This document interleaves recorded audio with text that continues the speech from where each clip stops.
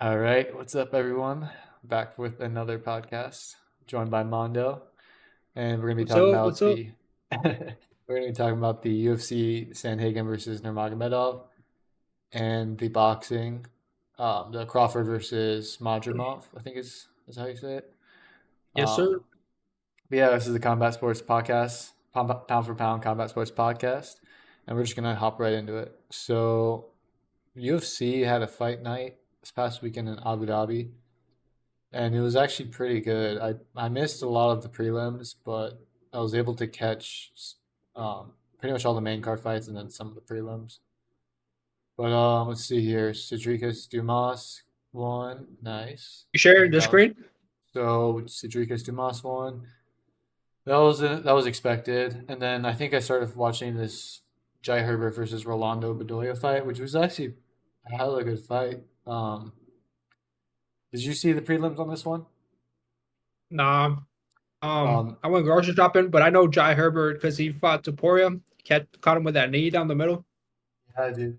It depends what Jai Herbert shows up, but when he's locked in, dude, he's really good. And against Bedoya, man, he was piecing him up bad. But Bedoya did very well as well. It was just, I think it was a stylistic problem. We had Jai Herbert like moving, sticking and moving, turning circles around him, and Bedoya was kind of just straightforward trying to chase him. But don't get me wrong, Bedoya never gave up, and I had a really close fight, but Jai definitely winning. But let's Yeah. see.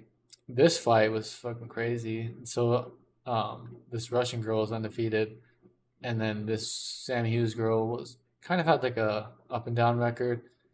But after the first round, I think this Russian girl was a huge favorite. I think I think she was like minus 1,000, and Sam Hughes was like plus 600 to 700, and I was like, holy shit. And then Damn. all of a sudden, Sam Hughes just starts wrestling, and then, or I don't know if it was wrestling or wrestling and striking, but all of a sudden, this Russian girl gets like, I don't know if she gassed out or what, but all of a sudden, she just stops doing anything almost, and then Sam Hughes gets the huge upset win there. And it was a really fun fight as well. Yeah, I guess she wasn't wrestling, but she was striking pretty well.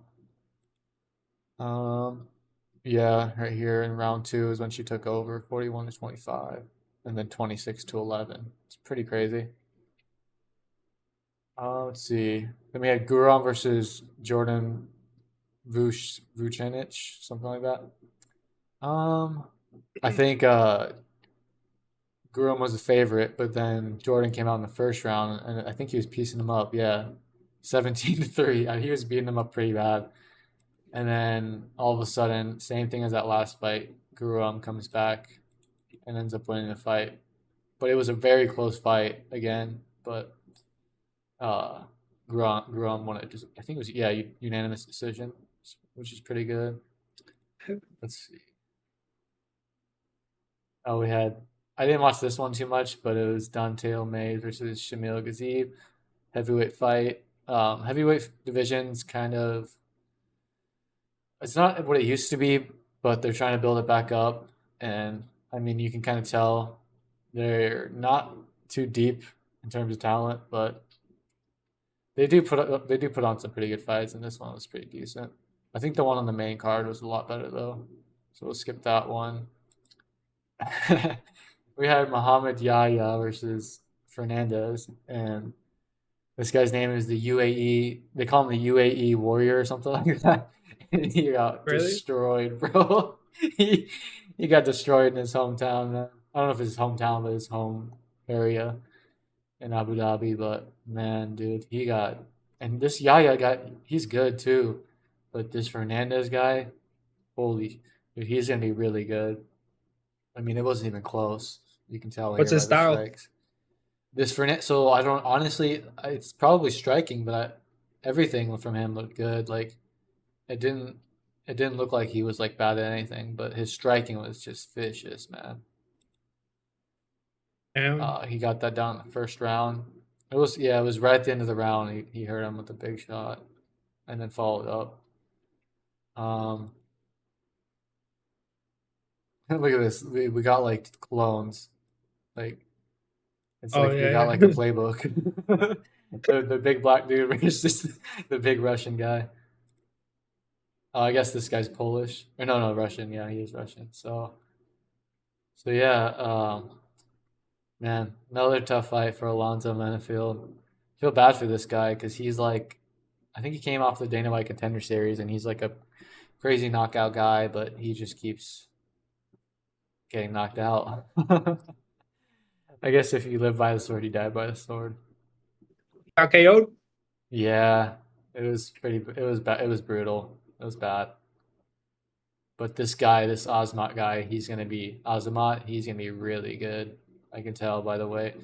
I mean, it's interesting though because it looked like he was tired and like slowing down a lot, and then out of nowhere he clips Menafield, and then just that one punch, all of a sudden he just explodes and has all this energy and it finishes him. So that was pretty exciting to watch. That means And that he carries his power, huh? yeah, that's a good point. He definitely carries that power. I mean, I think Alonzo almost not slowed down, but he got like a little bit too comfortable because I think he noticed Azamat was slowing down, and so Alonzo thought he had him, and then out of nowhere, man, Azamat just lands like 10 punches in a row, and Menifield is just gone. But we'll go to the main card. Oh, this was a good fight. This was Joel Alvarez versus Elvis Brenner. This kind of reminded me of the. This was like basically the same thing as the Jai Herbert versus what's his name, Rolando Bedoya fight. Joel was just really, really slick, really good at timing. He had the reach advantage, and then Brenner was kind of just the guy that was charging forward, trying to land those big shots. But man, this Alvarez guy, he's been around the UFC for a long time, but he'll go on stints where he loses one fight or he doesn't fight for a long time, so he never like got up to a top contender. But his record's crazy, like 17 wins by sub, 21-3, 4 wins by knockout. So every single fight he's won has been by finish, which is insane. Was like an exciting guy.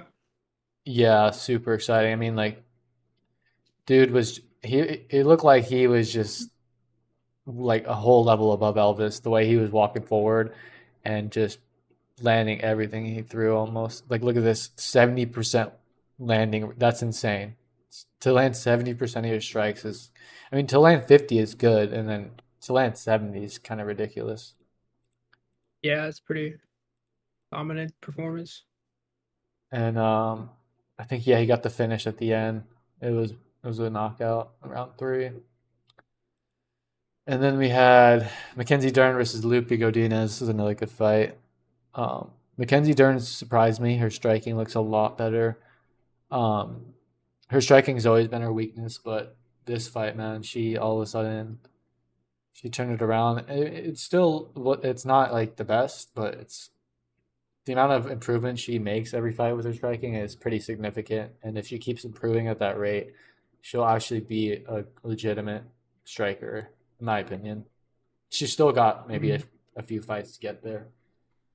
Um, but yeah, man, she is on a roll. I think they were both coming off losses, but I think she's just right back in the mix after that win because Lupi is a very good fighter. Mackenzie Dern's grappling played a huge role in this fight. She got close to some subs, but couldn't quite finish them. And then, oh, they didn't give her any submission attempts. That's interesting. Maybe I'm remembering this wrong, but I thought she was looking for subs. I guess they weren't close enough, maybe. But yeah, she won this by decision on striking, I guess. Yeah, there was that first round. She came out just 1-2, 1-2, just over and over. It was pretty crazy compared to how she used to Yeah, fight. Um, but yeah, that was a very close one. They gave Darren decision. I thought she won as yeah. well. That's where I started watching right here. Uh, the top fights. Tony Ferguson versus Michael Chiesa, man. Oh, man, it's tough to watch Tony get. I mean, actually, it wasn't that hard because he got submitted. And honestly, do you think Tony looked kind of good on the feet for like how long it lasted? I thought they both look horrible, man. I thought that they both need to retire. No disrespect to them, but Yeah, they didn't look great, but I thought like Tony looked very comfortable and locked in, and he wasn't like shy or like gun shy or anything. Like he just looked really calm and focused. But it just looks super slow and lethargic almost. yeah, that It they looked like are. grandpa's fighting. Yeah, yeah. I think Michael Kiss is pretty slow, and then obviously, I He think even had the Tony. gray hair and everything. Oh man, yeah. I think Tony's going in there knowing that Kiss is going to go for the takedown, which probably affects him a little bit, but his striking's never been the fastest. It's kind of like unorthodox, just like really really sporadic and random, I guess. But he looked fine. He landed a few shots. He landed 10 strikes. But all it took was one takedown from Chiesa, and it was over, man. And it looked like, do you remember that finishing sequence? It looked like Tony got out, and then, well, he did get out, and then that split second where Tony like was trying to get out, Chiesa let's go of it, and then readjust, and then immediately it's over. Yeah. I think he was fighting for like wrist control or some shit like that. Yeah, yeah. What do you think about uh, that post fight um, interview by Tony? Tony, yeah, I think he should go home and talk to his family about retiring. I think, like, who else could he fight? You know, who's Chiesa was the guy to continue, or at least finish on the good note in that division. I don't know anybody else that's like old. You said maybe Yeah. Nick Diaz or something like that. Yeah, I was thinking like that, like a fight like that, where it's like another big name, but they're also not in their prime. But I'm trying to look. Obviously, you can't really look in the top 15, so I don't really know. It's hard to look for that. He's gonna have to fight someone that's just kind of sitting around. Maybe even like what's his name? That lightweight. He fought Bobby King Green. Anyways, yeah. Matt Brown. I don't know. That would be a good fight. Yeah, Matt Brown would be a very good one, but it was a different guy. I can't remember his name. But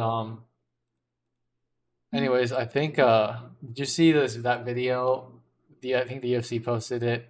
So okay, so in the post fight, Tony's like, yeah, I'm gonna put one glove down and take one home because he's like, I'm halfway in, halfway out. Yeah, And then I saw this video. They're recording him walking out of the stadium, and he just takes the glove that he kept and he just chucks it in the crowd. And then the person that's recording is like, "So Tony, like, what are you gonna do after this fight?" And he's like, or they're like, "Is this your last fight?" And he's like, "You know what? I got some stuff to work on." So he was basically saying like, "I'm not done." So damn. so it was funny because it was like someone tweeted it and it was like Tony Ferguson didn't even make it out of the arena Yeah, before saying dude, he's a dog, man. But sometimes the body can't keep up with the mentality. You know. yeah, facts. Yeah.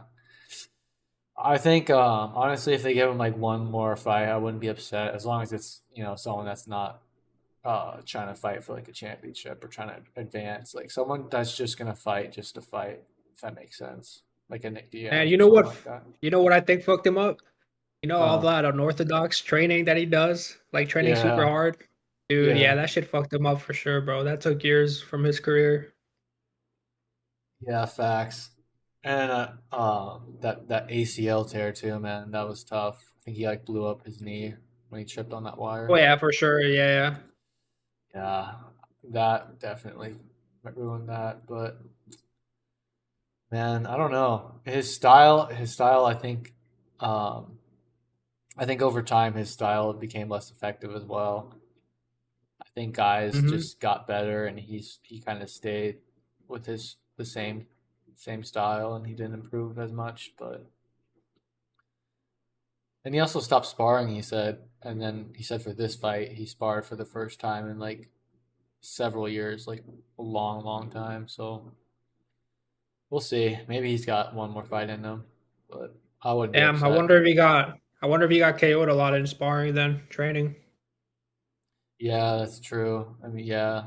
I guess it's smart that he didn't spar, so now he's got he's gonna be healthier, obviously. But Yo, I oh don't know how man, people don't spar, dude. Like yeah, you lose like so much sharpness from not sparring, you know? I see all these people just like doing super light sparring. At yeah. least when it comes to So boxing. Go yeah, ahead. I mean, apparently, Max Holloway, he said he stopped sparring for a while, and then he started losing. He lost to Volkanovski, right? And then I think after those losses, he said I have to. He went back to sparring. I'm pretty sure, or something like that. And now he's Oh yeah, winning he again, did. obviously. Yeah, dude. You lose sharpness when you don't spar hard. Like there's Yeah, a timing component. Like for sure. you're training your eyes when you're sparring, and your eyes are the most important like tool you have when it comes to striking. Yeah, you definitely got to work on like that timing too, and just wake up like your nervous system almost. Because then if you get to the fight Yeah. and you're not locked in, then there's no way you can come back after. Yeah. But let's see, we got Marlon Vera versus Davison Figueiredo. This was a freaking banger as well. I mean, it wasn't like a banger, but it was like a really competitive fight, I would say. Yeah, it Um, was they were both pretty tentative. I had let's see, I have the scores that I wrote for these right here. The first round I gave to Figueredo due to the takedowns and lack of volume from both fighters. The second round I gave to Cheeto for takedown defense, kicks, and body shots. The third round was close, but Figueredo probably won it from dropping Cheeto, but it was hella close. And after Cheeto got dropped, it kind of looked like he won the rest of the round. Kind of like when Tyson Fury got dropped, and then he won the rest of the round against what you call it, Bronze Bomber Wilder. yeah, yeah. I think you were spot on there. I had scored it exactly how you did. And yeah, I thought it definitely came down to that knockdown. And then you could tell after that knockdown, Figgy just kind of let off. He's like, "All right, I think I won." And then he just starts moving around, stops punching. But and he was just shooting for takedowns and stuff. But yeah, man, this is Cheeto's problem. Like he does it every single fight. I don't know how many fights he's lost the first round in, but it's got to be a majority of them that he's lost. The fights that he loses, it's probably because he loses the first round. And you cannot be losing first rounds when it's a 3 round fight, man. You just can't give it Yeah, up like that. yeah.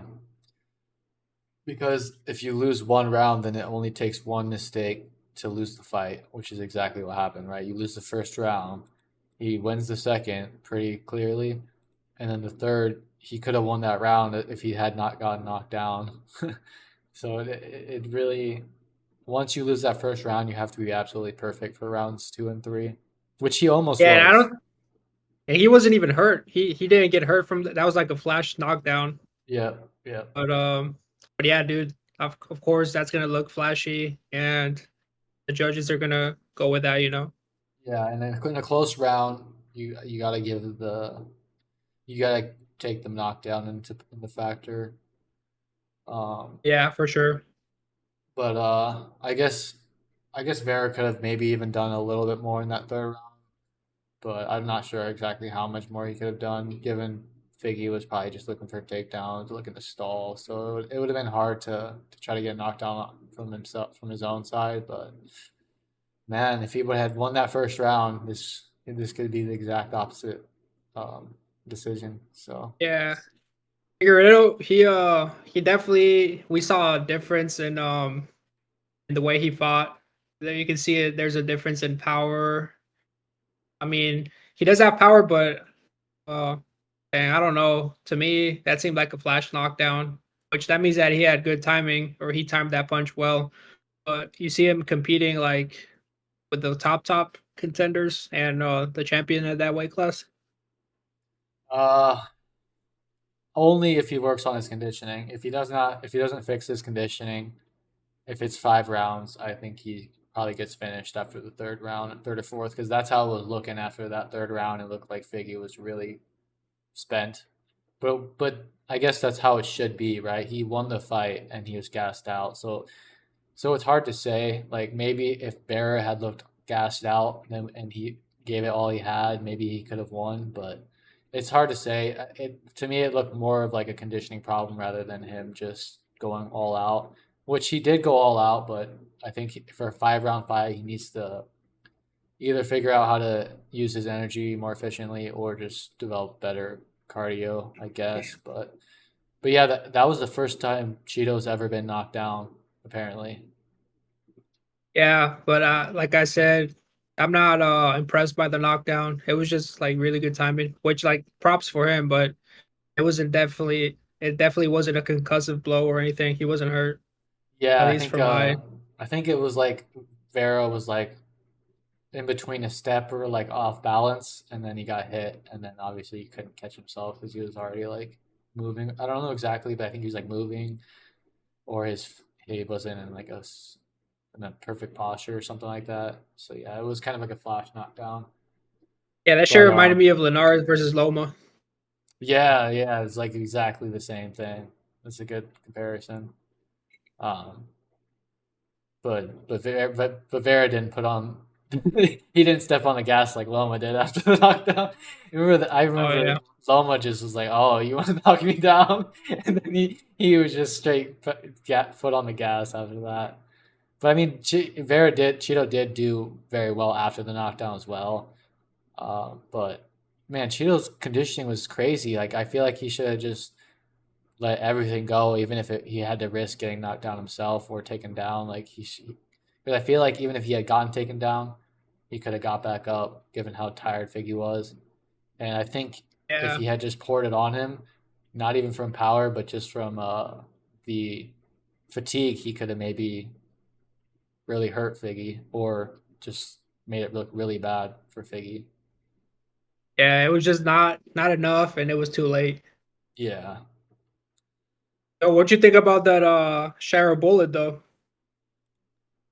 Oh man, his striking's pure, but I feel like he's got some holes in his game, and I feel like he should be finished if he is who he thinks he is or who he should be. You know, like all the hype behind him. I feel like he should have gotten the job done against a guy that was literally just walking around the octagon like a zombie. Yeah, yeah. From what I was seeing, it looked like this guy Olasechek was just literally walking him down the whole time, and somehow Yeah, if you Shard want to just kind of. compare yeah, if you want to compare this performance versus like what was that other guy? That dude that did the Vera. backflip on him? Yeah. No. The guy that fought McCall last. Because this McCall guy, he's like a gatekeeper for up and coming dudes. If you want to go to his record real quick, it'll show right there. Oh yeah. A Brazilian dude that remember he did a Yep. backflip on him. Michelle Pera Yeah, right here. yeah. So Michelle and Shara Bullet, they're like in the same on the same level right now, coming up right with a good name. Yeah. And like you That's could like yeah. try to compare the performances. True. I mean, so in my opinion, like this guy's like Russian, right? He's got the last name Magomedov. How hard could it really be for him to learn wrestling and just fake it? You know, just fake like he knows how to wrestle, right? Just go in there, shoot one or two takedowns every round. Make it seem like you're a good wrestler, so that in the future, when he fights a good wrestler, those guys think that he can wrestle, so maybe they won't shoot on him and expose his ground game or something. Obviously, it's too late for that because he already got.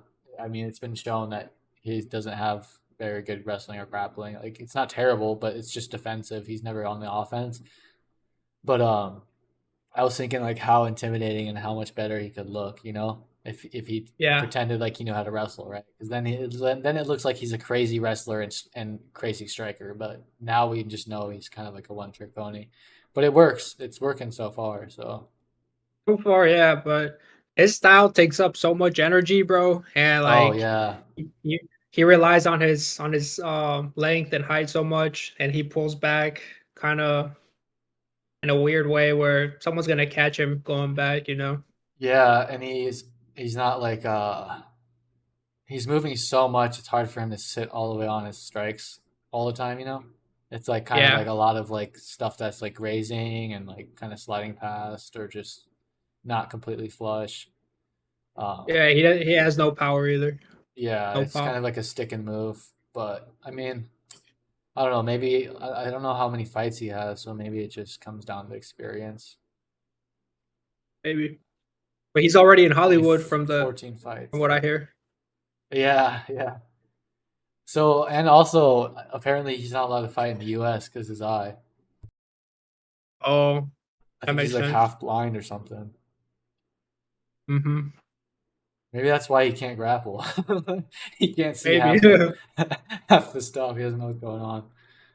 Um, but yeah, we'll go to the main event here. We got Cory Oh, Sandhagen versus Umar Nurmagomedov.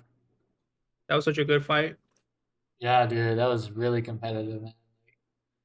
Corey So you really, know, yeah, go ahead. go ahead. Oh, you go ahead. I was just gonna say Corey really he surprised me. I wasn't that surprised that he was able to like defend takedown and stuff, but I was also at the same time still surprised just because it's Nurmagomedov and he shot like what 13 takedowns and didn't have even when he got the takedowns, Corey was just right back up. It almost seemed like. Yeah, dude, he scrambled really good. So yeah, he defended the positions really good. But what I was gonna say is that you know how we're talking about Umar being a wrestler. So it turns out, from what I heard, the commentator say that he actually started Taekwondo before anything and striking. That makes sense. That does make sense because I noticed he has very good kicks, like really, really good kicks. I was gonna say you can't be a Russian that's a striker that learns wrestling on the go. Yeah, yeah, that's true. And I was just gonna say, like, did you notice, like, you know how I said it, like, he's got that weird, it's effective striking, but it looks kind of weird looking almost. Yeah, Yeah, I was like, I don't know what it is. Something about his like stance or the way he throws stuff. It just looks kind of awkward, but it's low key really, uh, really good. Like, a really efficient. He was landing a lot of good kicks. Um, And then he shot a lot more takedowns than I was expecting, to be honest. I thought he was gonna go easy on him. But then I saw that Khabib was in his corner, so I think he didn't really have a choice. yeah. Let me pull up the scorecard for this one. So the first one, I gave it a draw. The second one, it was could have been a draw, but I gave it to Umar for when Cory was trying to shift from you know how when he punches when he's like throwing a jab to a right hand, he shifts Yeah, that right hand into a southpaw. yeah. Umar was catching him down the middle with kicks. He timed that shit, so he took that away from Cory right away in the second round, and then so I gave it to Umar. Third round, I gave it to Umar too. Cory had good ground defense and increased the pressure, but Umar was like countering Cory, and he was getting more out of the engagement. Four, I gave it a draw, and fifth round was probably the most definitive round where Umar looked like he controlled more than any other round. Yeah, yeah. I think you're right. And I don't remember too much because I was kind of in and out of this fight, but I do remember that fifth round. I think Corey went back after the fourth, and he was like, it was one of the rounds he was pissed off. And in that fifth round, he woke up and he was like bouncing. I don't know if you remember, but at the beginning, he was like bouncing around, getting super loose. But then obviously, we know what happened after that. I think Umar got like a takedown, right? Yeah, Yeah. So then it was kind of a lost round there, but I didn't score it, but I did have Umar winning. It was just there was too many close rounds that Corey gave up because of certain things like the takedowns and the kicks and stuff like that, and he didn't land enough like significant strikes to really justify giving him the close rounds. But yeah, yeah. that was a fun one. Umar made Cory pay for everything that he threw. Like Cory Yeah, didn't get any strikes for free that fight. yeah. Yeah, and I think Corey's striking was just so reserved because of those takedowns. Like he knows what's going to come if he overextends or throws maybe one too many punches, right? So it's like Yeah, we didn't really get to see the full Corey because of the wrestling. He had to defend. He was always looking for to defend the takedowns, but we did get to see how good of a wrestler Corey really is and how much he improved because Umar is no joke. He's a good wrestler, and Corey was able to get up round after round. Like he got up, I think, almost from every takedown, which is impressive. yeah, dude, that was super impressive. But Umar, fucking problem, bro. I don't know, dude. When he fights the whoever wins between O'Malley and what's his face? Can't Marab, remember his. Marab Yeah, Marab. Dvalishvili. Dude, that's gonna be a good fight. That one's gonna be a good fight, but the winner of that versus Umar, dude, shit, I wouldn't be surprised if Umar gets the belt. Yeah, so I was saying before the fight, I was thinking like, man, this division's so stacked. Like we get Corey versus Umar, and then Marab versus Sean, and even if you're a Sean O'Malley fan and a Corey Sandhagen fan, even if the worst case scenario happens, they both lose, we get to see that fight anyways, right? We get to see Umar fight Marab, which is a freaking banger, and then we get to probably see Corey versus Sean for the title eliminator, right? So it's like, Dude, that would be sick. yeah, so it's like we can't lose either way. Like, man, like honestly, Umar versus Marab would just be an insane fight because we know Marab never gets tired. His wrestling is really, really good. I think it's just as good as Umar's almost purely from how conditioned he is. Like he can just shoot takedown over takedown and never get tired, which is something I don't know if Umar will be used to. Right? I don't think he's used to someone just constantly going at him with takedowns and Yeah. not scared of his takedowns. Right? So that's an interesting stylistic matchup. Yeah, dude, Marab's a problem for anybody. But Umar, like, he surprised me. I never really watch Umar, but except for like those little 3-second clips, which you can't really tell anything. But Umar's distance management, like, dude, he's so good at countering and going back. He's clean. Yeah, yeah, and it's again like he throws like that those kicks. You can tell he did taekwondo because it's like I don't know how to describe it. But he throws them in a way that I've not really seen before, and it just a certain look to it that I don't know. It's really fast and it's really efficient. Yeah, it's effortless. Yeah, but I Dude, think let's that go to the wraps boxing, bro. yeah that wraps it up. So yeah, we'll jump into the boxing card. We got Crawford versus Madrimov for the WBA super welter. So I think what is that 154? Yeah, Yeah, 154. 154. So yeah, it's another step up for Terrence Crawford in weight. So he fought. I think was his last fight at 147, or did he have a 154 fight before this? Uh, you know what? I'm not sure. I think Was it no, was. his last fight was Errol, no? That Yeah, was that's what I was thinking. 147. Yeah. So yeah, he moved up again. Um, You want to what you? start with the Oh heavyweights and move up yeah, to yeah. let's do that one. Good call. Uh, Yeah. we'll let you get started Let's since you just saw. yeah, let's just go straight to the Jared Anderson because I didn't watch the Cubans fight. You watched this one, right? The Jared Anderson one. Yep, I saw just like the last round or two. Yeah, dude. So pretty much like Sean Porter and fuck, I can't remember the zone commentator that Sergio Mora. They Yeah, had this to if there was gonna be an upset of the night, this one was gonna be because of how Jared Anderson's been looking. But yeah, Jared Anderson is like an amateur standout kid that he's pretty young. I think he's like 24. He very athletic. They would try to put him up as the next great American heavyweight, and he was knocking everybody out up until the last two fights where we saw some of his like flaws in his style.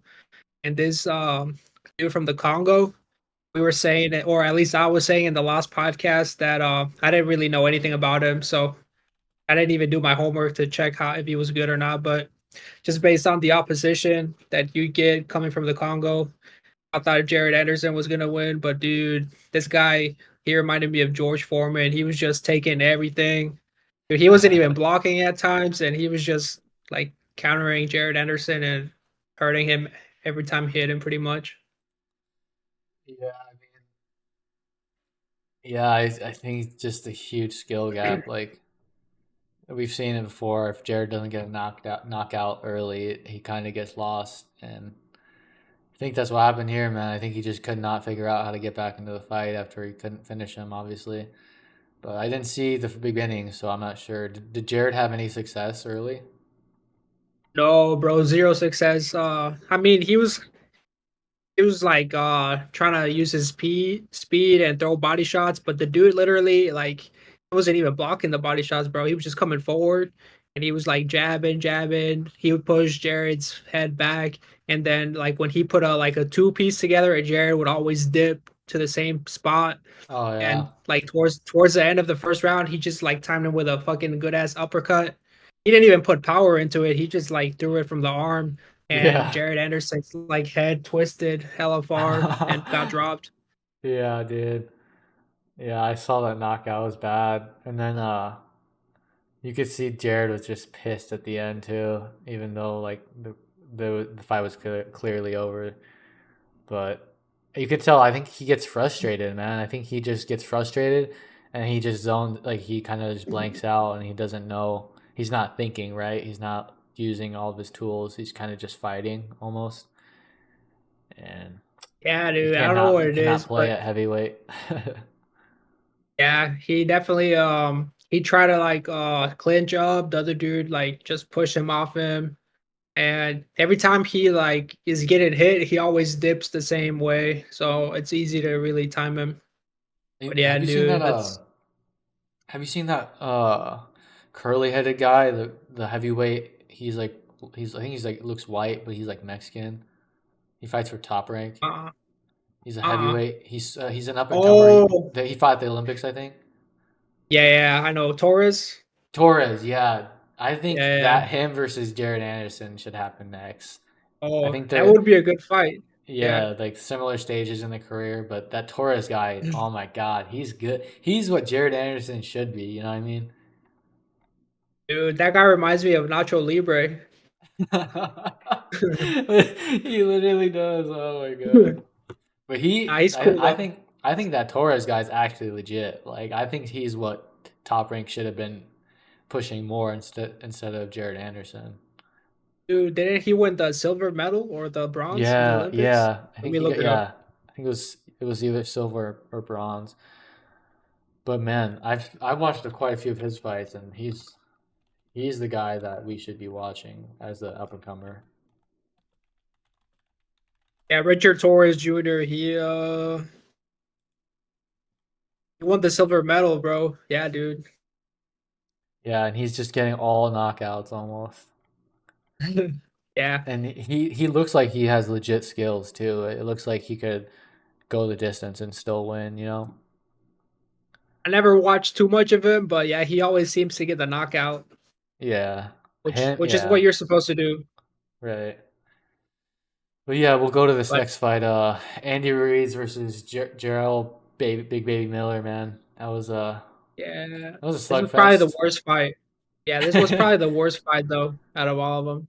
Yeah, it was BH. kind of awkward because um so I didn't know that something was wrong with Andy Ruiz, but I could tell by the way he was fighting, it didn't look like he was throwing as many punches as he normally would. Just given the fact that Jarrell was just literally right in front of him in the entire fight, you know. Yeah, And then afterwards, did you see his hand? yeah. I saw that it was sticking Oh through the wrap man, even. it was He looked super disgusting. tired. Yeah, I thought it was like just fatigue, but yeah, I don't know. He did look tired too though.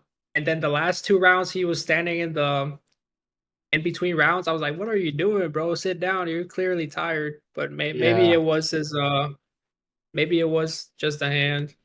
yeah. I was sitting there watching this fight. I'm like, man, if he just threw that right hand, like Jarrell's literally standing right in front of him, not really like doing too much defensively in terms of like footwork. Jarrell did have his hands up and he was moving his head, but man, like that's just I don't think I've ever seen after a fight where boxers handle like they don't really show them. They usually keep the wraps on. So that's kind of like the first time where a fighter is kind of shown that type of injury, but I don't think her hand's supposed to be sticking out like that. That looks Oh really yeah, yeah. bad. That one definitely looked bad. It was protruding out. Yeah. But yeah, dude, low key. I thought he got or the draw was kind of a robbery. Or at Yeah. least I had Baby Miller winning by I volume. yeah, I had Miller winning. And it looked like Miller wasn't really even it's hard to say, I guess, because Ruiz's hand was hurt, but it just looked like Miller was just kind of a step ahead of him. Like he could see everything that was coming, but that's kind of obvious when Andy Ruiz can't throw his right hand, so it's not much he can has to dodge. But yeah, Miller looked surprisingly good. He was just reading everything, and then he was landing a pretty good amount of shots on Andy. So every round I thought he landed just two or three extra for every punch that Andy was throwing. But honestly, Yeah, not that dude. exciting either, though. Like he if Andy Ruiz had a hand like that, you would expect Miller to try to get a finish, but it didn't look like either guy was trying to finish each other. It looked like they were kind of just sparring almost. Dude, that's what I was about to say. It kind of looked like a walk in the park for Miller, which like I don't know why he didn't press more. Like he Yeah. clearly wasn't tired at all. Like anything Andy was throwing at him, it wasn't affecting him. If I like not only from a fan's perspective, but from a fighter's perspective, like you gotta put more of an effort at least.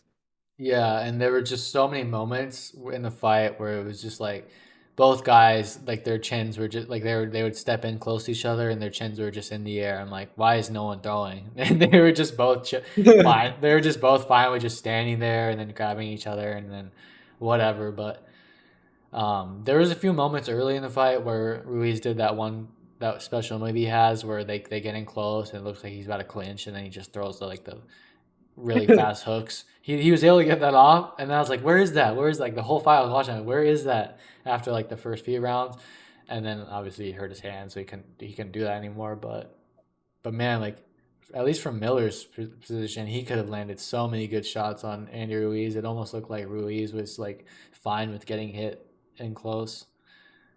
But Yeah. we'll This move next one, on. bro. Yeah, This was the upset of the night right here. I didn't Even catch though this one yet, the unfortunately. he didn't, even though the Uh, Jared Miller or the yeah Jared Miller and that African dude, that was a big upset. This was definitely the upset of the night because of the name, right? yeah, I think they did a poll, and I think they had 75% of the public or the spectators that were present live. They had Pitbull winning, and dude, the other guy, he just used his length, his feet. He was moving and countering. I mean, Pitbull, he was like throwing a lot, but it was just not enough to. The other dude just boxed beautifully, pretty much using yeah. his length. I mean, dang, you mentioned length, and then you see this picture where they're standing next to each other. It looks like Jose's got a good half a foot on him almost. Oh shit, Mikey, what's up? Oh, is Mikey in here? Yeah, I told him to hop on. Yeah, feel free to hop in Yo, here whenever. Mikey, what you think of the Pitbull versus Ryo fight? man. I mean, I liked it, but just showed Pitbull that he's one-dimensional fighter. I Yeah, didn't think he was. He just went forward like a typical, not to be messed up, typical Mexican fighter, just straight. And then Ryo just boxed him. He played his role. He did his thing. He hit him 1-2, moved around. Didn't stay in the pocket that much. He did good. yeah, I think it was a mixture of the boxing, the movement, and Ryo having enough power to kind of people had to respect everything that was coming towards him, because Ryo he hits pretty hard. Yeah, see, I liked how he changed the trainer. Because before he was with Benavides Senior, Yeah, and I think Garcia helped him a lot, and just the game plan was good. 1-2, Bro, move yeah. around. And Pitbull, I feel bad because I like Pitbull a lot, but he just a one-dimensional fighter. Two things. Robert makes champions. He's so good at like training. And Pitbull, you guys think that maybe he should just stick in the 135 because he's like hella short, man. He's like 5'5". Yeah, yeah. I mean, yeah, that's fine. He just needs to. Well, he needs to change his whole game plan. I don't know. They didn't tell him his corner. You gotta do more. So he start with the jab also to get the combinations going. But he just goes forward, throws hooks, and you know, shout out to Ryle's corner because they saw what people does, and they're like 1-2, don't stay too much, and he did his thing. I'm happy for him. All right, Brandon. Who would you want Pitbull to fight next, based off this performance, or based off knowing what he lost to Ryo? Man. I think you got to give him Ryan Garcia. I think it makes Pitbull? sense. Yeah, just because what Ryan's coming off of, that whole drama, and then obviously Pitbull's coming off this loss. But even though I don't think Pitbull wins the fight, I think that's at 135. Oh wait, Ryan doesn't fight at 135 anymore. He fights at 140. I was about to say Ryan is like a better version of Ryo, low key. But I think Yeah, Ryo yeah, has more. Ryo is a little more like he'll stick to a game plan. He's more yeah. coachable. Ryo hits hard too, though. Don't sleep on Ryo. Who do you want Ryo to fight, Mikey? Ryo, honestly, mm, I'm not sure. I think he just needs to. I think he needs like another. I want to see him Rolly. fight not somebody. Yeah, Rolly could be good. Yeah, Rolly could be good. Rolly ain't good either though. So It's for the I money know. though, and a good little Yeah, defense. I'm thinking only from an entertainment perspective, just big names, whatever, And so to they make can him, yeah, go I think back. Rolly's perfect for him because that'll be a way for him to make up his name, right? Like build it more. yeah, that makes sense. And also that'll be his second fight with Garcia, so that's good. Going up Or in. fuck around and fight Devin Haney if he beats Rolly. That'd be a good fight. Yeah, that could be a good fight.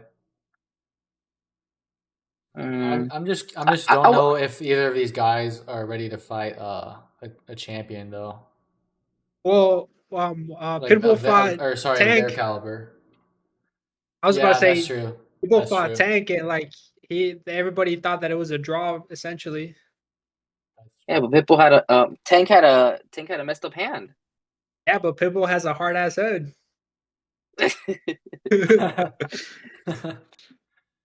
I think Nah, but though that Yeah. fight, I think Isak's style though is just much more tailored for a shorter fighter, right? The way he throws those looping hooks, even when you're trying to get away, he can get away with those looping hooks on the exit off against a shorter fighter, but against taller fighters, I think that should just not work. He just can't get the distance down. yeah, if it was me, I'd have Ryo versus Rolly and Pitbull versus Lomachenko, and have Loma finish his career off with that fight. That's a good one. That's for sure. I think Loma actually wants to fight Tank though. I think he's serious about that one, but he said he's willing to step aside for Tank to fight someone else first or something like that. Shakur, dude, Shakur versus Yeah, Tank. something like that. I think the Prince said that Tank or Shakur was gonna fight that Mexican champion Zepeda. Oh yeah, They Shakur. He have that called out book. Shakur. So maybe Loma versus Tank will happen next. I can't Maybe. remember what it was, but it was either Shakur was gonna fight Tank, and then they changed their mind and they were gonna fight Loma, or it was the other way around where they were gonna fight Loma and then they changed their mind. Oh no, it was gonna be Shakur versus Tank, and then I think they saw that Shakur fight and they're like, hell nah, we're not fucking with Shakur. So they moved back to Loma and they said let's do the Loma fight, something like that. Yeah. I think Shakur might sign like a little 2 fight deal with the Zone and Eddie Hearn. So we'll see what's on that side. Maybe Shakur versus Devin, which would be a snooze fest, but it is what it is. It's two big names.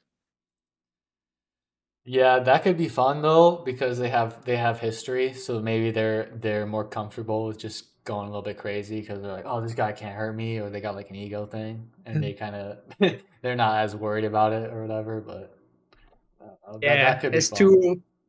two pillow fisted fighters, so it should be worth Yeah, some. yeah, But yeah, yeah. So who wins that fight then? between Shakur and Devin, Yeah, and I don't know I who don't you I don't got, think that friend. happened. I don't. Oh wait. Oh, who'd you say who wins that fight? Yeah, if it were yeah, to yeah. happen, Oh, if it were to happen, that's tough because Shakur would be moving up again because I don't think Haney can move back down to where Shakur is at. So like, I got to give Haney the weight advantage. But You'd be weight I think bullying if them. yeah, but I think if it goes to decision, low key, I think Shakur sneaks that one because he Shakur knows how to win rounds. Haney does too, kinda, but Haney's more of a if he doesn't land, he doesn't look good. It kind of looks like he's just just throwing like windmill shit. Sometimes, not always, but sometimes. Whereas Shakur, like yeah, even when Shakur's not landing, it still looks like he's winning somehow because the way he throws punches, kind of just looks a little bit it's because crispier. it's because he makes a loud ass noise every time he throws That too, punches. that too. But Yeah, he throws that like fools a the lot of judges, combos. Yeah, Yeah. dude. Haney's gonna do 1-2 hug, 1-2 hug. Yeah, exactly. So unless Haney lands, it does not look that good. But Shakur got a little bit more finesse. He just doesn't really fight like he should sometimes. Because I feel like Shakur's got good skills, but he doesn't. He's too focused about being perfect and not getting hit. Like he thinks he's like Floyd Mayweather, but like it's the fight Yeah, game. Unfortunately, you got to get hit if you want the big fights. yeah. He just doesn't fight in general. You're right. But what do you guys think about the Terrence versus Madridov fight? Oh man, dude, I was surprised. I didn't really know who Madrimov was, but I just thought Crawford was just like some like invincible fucking Terminator type guy, but apparently he's not because it showed this Madrimov guy definitely gave him problems, and it was like almost like I don't want to compare it to the Canelo Bivol fight, but it was like like that same type of thing where like I was like surprised. I didn't really know who Bivol was like that much, and then Yeah, Bivol came yeah, in and just kind of boxed really well, won a lot of rounds, and it was kind of a similar story here. I don't think a lot of people knew who Madrimov was compared to Crawford, and then that dude came in here and was able to box really well. So, what'd you guys think? yeah. Mikey, what did you think that Madridov did well to compete with Crawford? I think his style was just it wasn't what I expected either because I saw some of his fights before and I was like, okay. And when I saw the fight, I was like, he's moving like when he's stationary, he's moving a lot, and that kind of kept Crawford guessing like, what is he gonna do? It kept him off him. I was surprised how like we were talking that it was so close because I don't think Crawford did bad. I just didn't think he did exceptionally well like we're used to. It could be maybe the weight, it could be because of the Yeah, contender, but I think he did good. Just he's not. I don't know. Maybe it might be the weight class, but he's not like the big boogeyman how we're used to. I had a lot of people saying that Crawford's gonna stop the guy maybe like around 8 or 9, continue that streak, yeah, but yeah. he just wasn't that big of a puncher in that weight. It could be that he's he already reached his limit in this weight, punching wise, like power wise. Mm. Yeah, yeah, yeah. I get what you're saying. Damn, I forgot what I was gonna say, but Madrimov, he kind of his upper body movement kind of reminded me of Usyk a little bit. Always moving, never stationary. Hmm. Keeps you Oh guessing, yeah, yeah. I remember what I was gonna say now. I had literally every single round a draw except for the last two where I thought um Crawford had a little more output. But you know how everybody says that you gotta, which I don't agree with, that you gotta beat the champion to be the champion. If you like how they do for other fights, I think it based off that performance, Crawford didn't do enough to actually beat the champion. You know how everybody says that they should, but based on who won the fight, I think Crawford won the fight based off the last 2 rounds. I honestly I didn't keep score of the fight for this one, but the beginning and the middle rounds it just looked back and forth a lot. How did you guys score it? I didn't score it either, but I like what you said, how you brought that up about the beating the champion to be the champion. And I think that makes sense, but it's like almost doesn't apply here given Crawford's been champion for like the last however many years. So it's almost like Crawford's the one to be beaten in this fight, weirdly enough, if that makes sense. So I Yeah, there's think just a I bunch of think yeah, so like I feel like it was almost like Madrimov who had to try to beat Crawford to to be the next guy. You know what I mean? yeah, which sucks because that's a huge double standard, you know. But it is what Yeah, it is. yeah. How did you score Yeah, it, Mikey? I had it just like you actually. I didn't score it also, but I was just seeing that they were really close. And like you said, I think the last rounds Crawford just amped it up a little bit more, and that's what gave him the win. But I just feel so bad because like the judges said unanimous. Oh yeah, No, the scorecards were kind of wide for me for my liking. no, that's what I kind of hate about the boxing game because literally they do my boy Madrigal dirty because he came to fight and he did his thing and then they literally said unanimous. I just think that it's a little dirty, but they did that because they wanted the Crawford and Canelo fight. You know, 100%. Yeah, that's yeah. But after because if the not, hey, go ahead. but after the in the post fight interview, it kind of didn't seem like Crawford wanted to fight Canelo when they asked him. Like his energy was all different now, all of a sudden. It could be because he realized the way he's fighting, the weight class he's fighting in, he still has to go up a little bit more. And that power wasn't. I didn't see him that like he hit the opponent and like he like stopped them on his tracks or anything like that. I imagine Oh no. going up even more.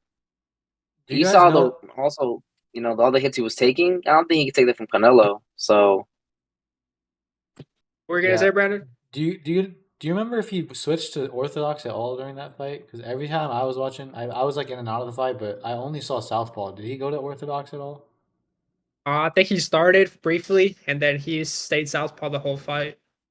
yeah, he Yeah, Kind of stays like he southpaw that most typically of the that does. kind fight. of surprised me honestly, because I feel like if it's such a close fight, I feel like it's Crawford's nature to switch it up and give a different look, but he never did that. But I mean, I don't know. See, It's hard to say. that's that's what the commentators were saying. But see, I don't think Crawford's a switch hitter anymore. I think he's a straight southpaw now. I don't recall the last time that he fought switch hitting or orthodox for more than a few seconds in a row in a round. Yeah, no, I remember he would always, whenever he switches, he always stays in one stance the entire round. But I do remember, I don't remember like how far back, but I do remember watching him. He'd always go like this round southpaw, and then maybe like 1 or 2 rounds later, he would switch to orthodox, and he would continuously either every other round or every couple rounds, he would switch between them. But he always stayed in one stance the entire round. But I think maybe he liked I guess he probably just liked the southpaw look that he was seeing, so maybe he just Yeah, stuck with I that think one. But I think ever since after 140s, he sticked with mostly southpaw. It's because it's easier to fight southpaw because it's so much more space in between that you have to do less physical work. I think that's what appeals to people. true. That's true, but Madrigal's right with just going in the whole time though. That's because Madrimov is like really athletic, you know. Yeah, but And, also leaves you open when you're in southpaw. and Canelo, he's not athletic like Madrimov. I mean, Canelo's explosive, but his feet aren't like Madrimov's. But the thing that Canelo is, he has like really smart pressure and like really smart traps. Which Canelo today, I saw an interview in Sway in the morning. He said Crawford was easy money. What do you guys think? I think so too, especially watching Crawford how he went. Yeah, I I say kind of lowered my expectation, and I don't want to see the fight anymore. Honestly. Yeah, I was about to say the same thing. This fight kind of killed that whole aura of Crawford versus Canelo. It didn't completely kill it because obviously, like we still know Crawford's a good fighter, but if he would have gotten the knockout, it would be a different story. But he showed that he's human, so it's kind of he kind of lost a little bit of that aura where he was like almost looked unbeatable. But yeah, I think And I moving up to think 168 is just way too much. and I think Crawford's like he's one of my favorite fighters for sure, like top 5 favorite fighters. But the thing that I just think is that like there's nothing that Crawford can throw at Canelo that Canelo can't take, man. That guy, his chance, he's taking nukes from the big boys, you know. He's like built different. Oh yeah, he's not gonna Oh hurt yeah, Canelo. But yeah, and I which will is say, okay. I mean, yeah, I mean, I will say though, like when I was watching the fight, I did notice every time Crawford got touched, he was never like complacent about getting hit. He was always throwing back, you know. So I think if Crawford's gonna have success, he's gonna have to go punch for punch with Canelo, and he's gonna have to do it for every minute of every round if he wants to win. Yeah. Yeah, Crawford has like that mean mentality where if you hit him, he has to get it back right away, Yeah, or the sooner the better. yeah, And I think that's the only reason he won the fight because I think if he had let up even just a little bit, I think the scorecards would have turned around. yeah, I can't remember who said it, but yeah, dude, it takes like a beetle to beat Canelo. You have to be way bigger, way faster, way longer. You know, Yeah, Kind of like Conor McGregor said, if you're like anywhere near me, like you have to have some attributes to beat me. yeah. mm, Yeah, I But mean, yeah, I don't know. stylistically though, it should be a fun fight for sure. The way that Crawford does not like giving up punches, so every time Canelo lands, we were gonna expect fireworks from Crawford, and then it's just gonna be a lot of like high level dodging and countering. So I still want to see the fight. Don't get me wrong; it's still gonna be not the biggest fight like I thought it would be, but definitely one of the bigger fights for sure. I think the Well, the heavyweight per- division is just. I think the heavyweight is where all the biggest fights are going to be. yeah, yeah, I think the promoters are gonna do a good job too, though, at promoting. Like people are gonna forget that Crawford. Actually, I don't know. You're only as good as your last fight, right? To the public. Yeah, So, I mean, so Crawford's gonna. What's up? do you guys think he should get like another fight before that, just to see like like that was his first time in that weight class? Maybe he gets another. I want to say tune-up fight, but just to like fix what he did, like that. People are like, Maybe. oh, okay, we believe it more. Now that was his first time in that weight class. He was getting adjusted. Now look, he fought whoop de woo, and he look how good he looked. Yeah, dude. I think he should because Canelo has another fight on Yeah. September, right? So Crawford Yep. should try to fight before the end of the year, maybe, and maybe like Charlo, you know. And if he beats Charlo like decisively, then it'll be a good like it's gonna be a good look for the public because Canelo they went the full distance, you know, even though Charlo wasn't trying to fight at all. But if Crawford like beats Charlo convincingly, like smokes him in like 6 rounds, that'll make a really good case for Crawford. But I don't think he should avoid Fundora. He should avoid Virgil Ortiz before trying to get that Canelo win because those boys might just give him a no. yeah. I think it makes sense for him to take another fight, given Canelo's always busy. He always has someone coming up. So timing wise, it's tricky, but I will say it's a huge risk. It has to be the right fight. It can't be like some nobody, but it also can't be somebody that's going to give him another tough fight to a decision. I think he has to get a knockout for the fans to be excited to watch him versus Canelo. So yes, he should, given that he needs to reignite like that flame for people to want to see it. But it's a huge, huge risk if it doesn't go as planned. Not even if he loses, but even if he doesn't win in an exciting fashion. So Yeah, but yeah. I don't think he even needs another fight. I think because Crawford, the way he's been fighting, he takes like a year off. He's one of those guys that likes to sit out for a year and have one fight a year, and it doesn't seem to hurt him like it would hurt other people. So I think the contract is already sent to Canelo according to Your Excellency or whatever the fuck, and he's just gonna wait it out because that's what Crawford's been doing, waiting it out for the money. I mean, that's true, but Crawford previous fights he's looked way better than this. No, but he already has the fight secured, though. You know, the I contracts were mean, already technically, sent. yeah, yeah, Yeah, that's the true. contracts were already sent. So it and Crawford, if I was him, if I was him, I would want to get a good fight under my belt before then to get also maybe like a 160 person. That's kind of shitty, but at the same Honestly, time, that yeah, might be a risk. That might be a yeah. risk too, though. So I would just wait it out because you're gonna try to be as fresh as you can. Another Because good one option way, though. Oh, go ahead. Actually, sorry, yeah, my bad. no. Go ahead, you go. I was gonna say another good option would for Crawford would be to just completely scrap the Canelo fight for another, maybe even like year and a half, 2 years, and I say just go for that 154 undisputed. Because if he gets undisputed at three different weight classes, I feel like that's so much better than beating Canelo, in my opinion.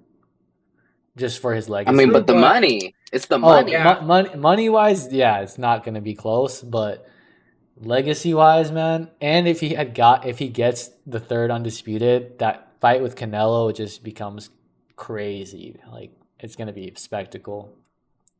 that's true. But Crawford's chasing the bag nowadays. That's why he left Yeah. Top Rank. That's why Yeah, he's fighting these fights. And like to him, like fighting Canelo is kind of like getting an undisputed, you know, because he was the undisputed at 168. So he would beat the guy that was the guy, even though Canelo lost the belt for not fighting a mandatory or whatever. yeah, And that's true. that's just also a huge name with a huge payday, like the biggest payday in boxing. So I think Crawford would not do that. And I think the Canelo versus Crawford fight would happen before Crawford or Canelo versus Benavidez because the contract has already been sent. True. Yeah, I don't even think Canelo's looking to fight Benavidez right now, just because he's got way bigger fights ahead of him, like Crawford. But yeah, you never know with Canelo, man. Canelo can literally do whatever he wants. So it's literally like I don't know. I never know what's next for Canelo. You know what I mean? If the money's Yeah. there, he's there. So the Crawford is the big fight. So that's the money fight. But the crazy part about Canelo is he can literally fight anybody and he's guaranteed to make. You know what I mean? Like a guaranteed bag. Like that's the one thing about Canelo. It kind of messes things up because we want to see these fights with Canelo, but he's such a an expensive fighter. He's getting paid. I don't even know like some of So the fighters he fights, bro. They're not good, and he still makes a crazy amount of money. So you guys want to know something? In that interview that I was telling you guys about with Sway in the morning, he was saying how he gets 80% of the full revenue. So for the full event, if they sell like some popcorn or a hot dog or some soda, he gets 80% of that. That's crazy. Yeah, that is. There's no other fighter that's doing that, bro. Like that's insane. And he's smart He's about it. about his money. He always fights on Cinco de Mayo and Mexican Independence Day when all his fans are gonna go to the stadium and watch him and watch the pay per view. Like he's really smart about it. So And he's came out yeah, and yeah, he's came out and he's vocalized how like he's at the end of his career. These last fights are for like money more than anything, you know, like still trying to give a good fight for the fans, fight friendly, but he's not about creating more legacy now. yeah, yeah. Yeah, it takes more of the safer fights also. What's Is up? there anyone you want to see Madrimov fight? Ooh, you go first, Mikey. Madrimov, I really don't know. I just feel like he needs to rest, get his mind right, because taking a fight like this and then the outcome of it, weighs heavy on people. Because he did his thing. yet I feel like they almost kind of robbed him, and that psychologically, low key fucks up with somebody, fucks somebody's head up. And I think he just needs to take a rest for a bit, and then come back and maybe get a tune-up fight.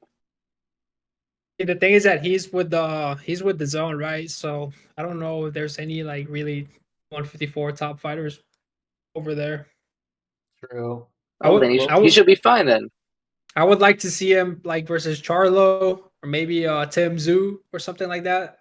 Oh Shit, yeah, or that'd be a good Virgil one. Ortiz. Yeah, dude. That's the crazy thing about this, though. Even though he lost, he still came up so big. Like now, everybody knows who he is. Everyone would be interested in seeing him fight, and he can literally fight anybody in that division now. So even though he Yeah. lost, he still kind of won in a big way, which is good for him. Yeah, he definitely won the respect of the boxing fans. Yeah. Yeah, that's true. That's true. Thank you for tuning in. If you're new to the podcast, please like, share, and subscribe. Also, check us out on Instagram at P4P Combat Sports Podcast. Thanks for tuning in.